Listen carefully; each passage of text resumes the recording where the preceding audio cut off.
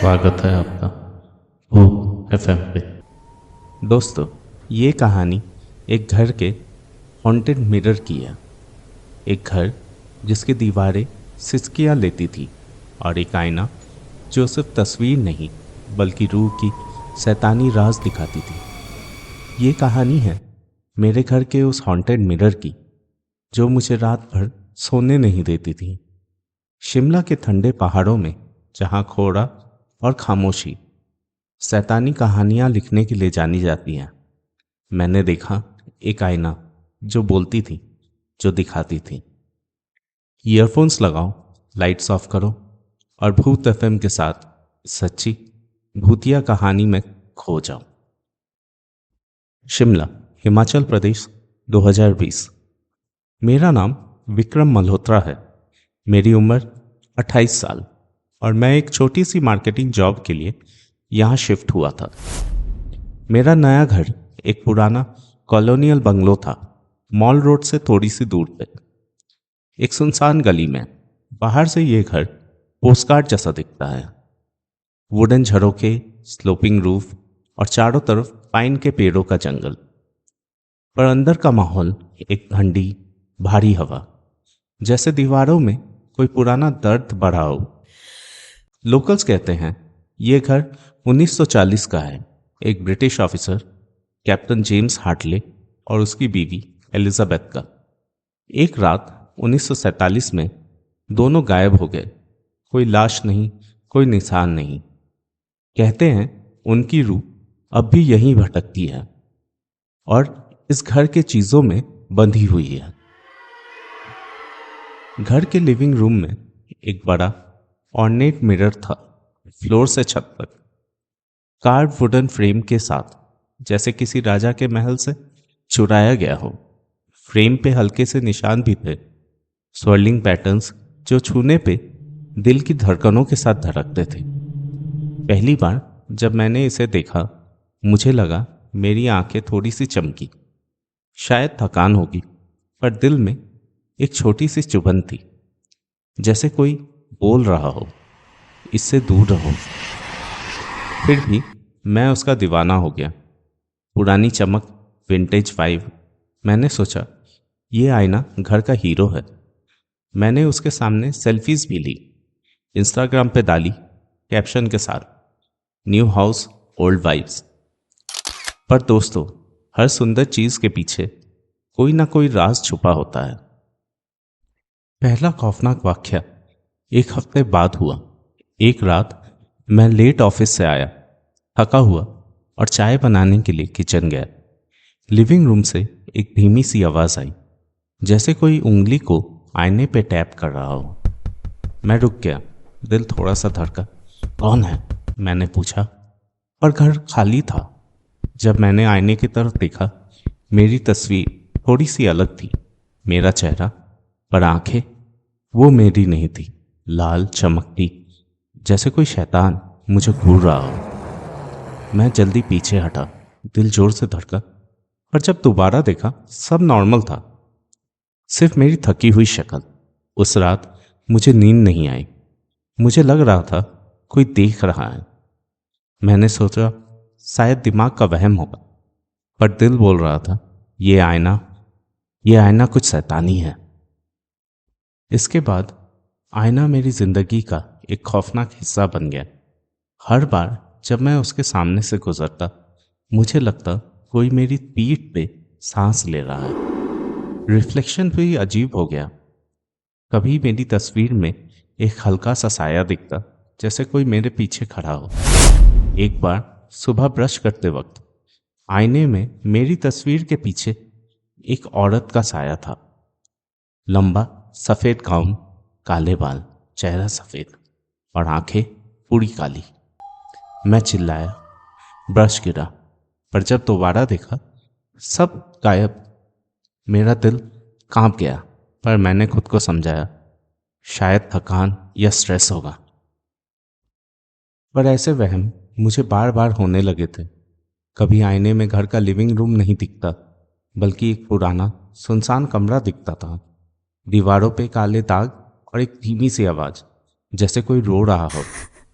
मैं अपनी आंखों को बंद करता, पर जब खोलता वो साया गायब होता, पर मेरी रूह कांप जाती। घर का माहौल बदल गया था। हर रात आईने के पास से गुजरते वक्त मेरे गर्दन के बाल खड़े हो जाते। कभी कभी आईना खुद ब खुद कांपने लगता, जैसे वो जिंदा हो, जैसे उसमें कुछ हो। सबसे अजीब बात तो ये, मुझे लगने लगा था जैसे ये आईना मुझे जानता है, जैसे वो मेरी हर हरकत पे नजर रखता है, मेरी हर सांस को महसूस करता है। एक शाम मैंने गलती से आईने को छू लिया और मेरी उंगलियों में एक ठंडी बिजली से दौड़ गई। आईने में मेरी तस्वीर मुझ पे ही हंस रही थी, एक शैतानी हंसी जो दिल तक हिला दे। मैं ऑफिस में थका हुआ दिखने लगा। दोस्त कहते थे, विक्रम तू इतना पतला क्यों हो गया? मैं हंस के टाल देता, पर अंदर से टूट रहा था। ये आईना मुझे पागल कर रहा था। एक रात मैंने देखा आईने के फ्रेम पे एक छोटा सा निशान था। ऐसा निशान मैंने पहले कभी नहीं देखा था, जैसे किसी ने खून से लिखा हो एक सिंबल, जैसे किसी ने काला जादू किया हो। मैंने उसे साफ करने की कोशिश तो की, पर निशान और गहरा होता गया। उस रात मुझे एक सपना आया। वही औरत फिर से सफेद गाउन में मुझे आईने के अंदर खींच रही थी और बोल रही थी, वो अंदर आ, बाहर क्या करेगा? मैं हड़बड़ा के उठा। कपड़े पसीने में भीगे हुए थे।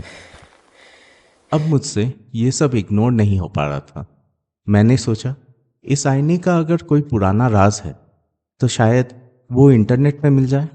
रातों को लैपटॉप खोल के मैं इंडियन हॉरर स्टोरीज और हॉन्टेड मिरर्स के बारे में पढ़ना चालू किया। ऑनलाइन फोरम्स में लोग कहते थे कि आईने रूहों का दरवाज़ा होती है, एक पोर्टल जो दूसरी दुनिया से हमारी दुनिया को जोड़ती है। इंडियन फोकलोर में तांत्रिक अक्सर आईनों में रूह बांधते थे, शैतानी जादू के लिए।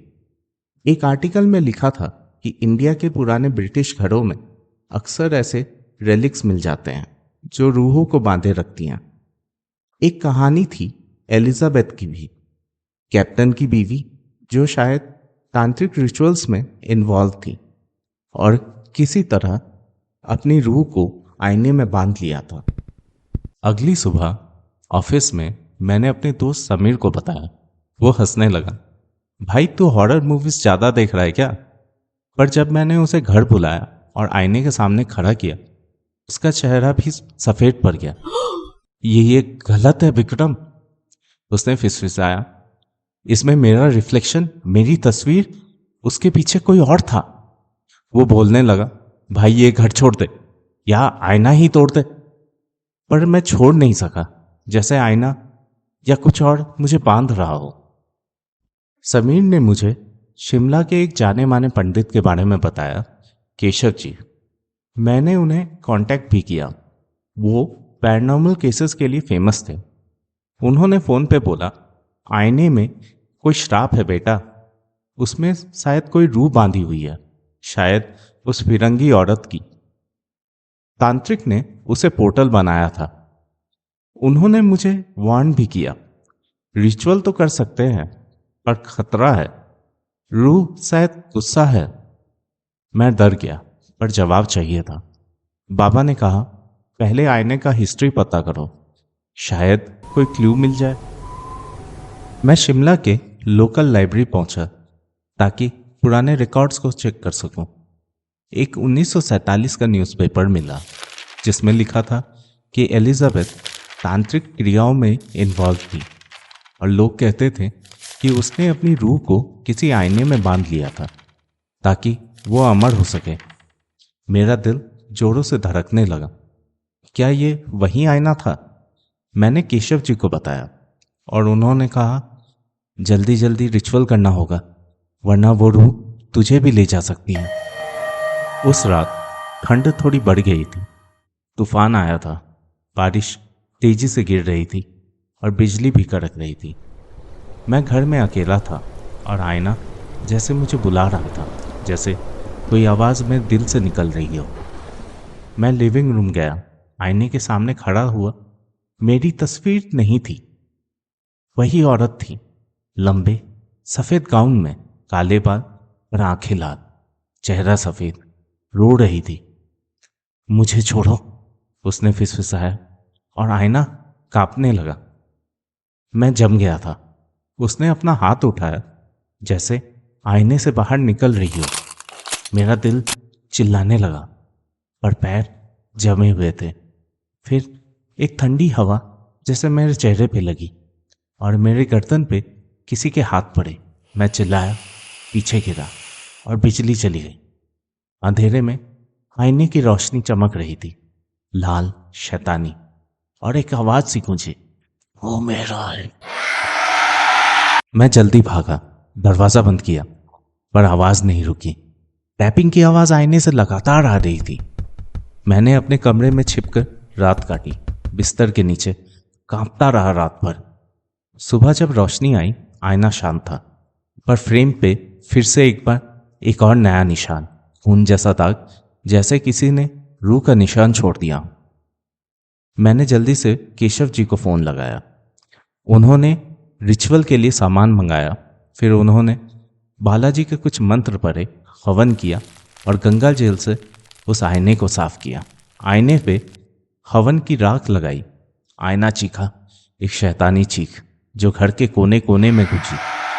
केशव जी ने बोला, रूह तो शांत है, पर आईना हमेशा खतरनाक रहेगा। इसको ना तोड़ना, ना बेचना। आईना अब भी लिविंग रूम में रखा है। मैंने उसे छिपाया नहीं, शायद डर से या शायद उसी की ताकत से। केशव जी ने बोला था, इसको इग्नोर करना, पर नजर रखना। मैं उसके सामने से गुजरता तो हूं, पर दिखता नहीं। पर लगता है कभी कभी वो मुझे अब भी दिखता है। कभी कभी रातों को टैपिंग की आवाज अभी भी आती है, पर मैं दरवाजा बंद कर लेता हूं। इस घटना के बाद मेरी जिंदगी बदल सी गई है। मैं अब इन चीज़ों में यकीन रखता हूँ। किसी घर, किसी चीज़ में ये कोई शैतानी राज छिपा हो सकता है। मेरा दिल अब भी जोर से धड़क उठता है जब मैं उस आईने के बारे में सोचता हूँ। पर मैंने जीना सीख लिया है डर के साथ। मैंने घर में एक छोटा सा मंदिर भी बनाया है जहाँ मैं रोज़ दिया जलाता हूँ। शायद वो रूह शांत रहे। दोस्तों, क्या आपने कभी ऐसे किसी हॉन्टेड मिरर को देखा है? या फिर क्या आपका कभी ऐसे किसी हॉन्टेड घटना से पाला पड़ा है? कमेंट में अपनी डरावनी कहानी के बारे में बताएं। अगर आपको ऐसी कहानियाँ पसंद हो तो प्लीज़ लाइक, शेयर, कमेंट और सब्सक्राइब कीजिए भूत FM को।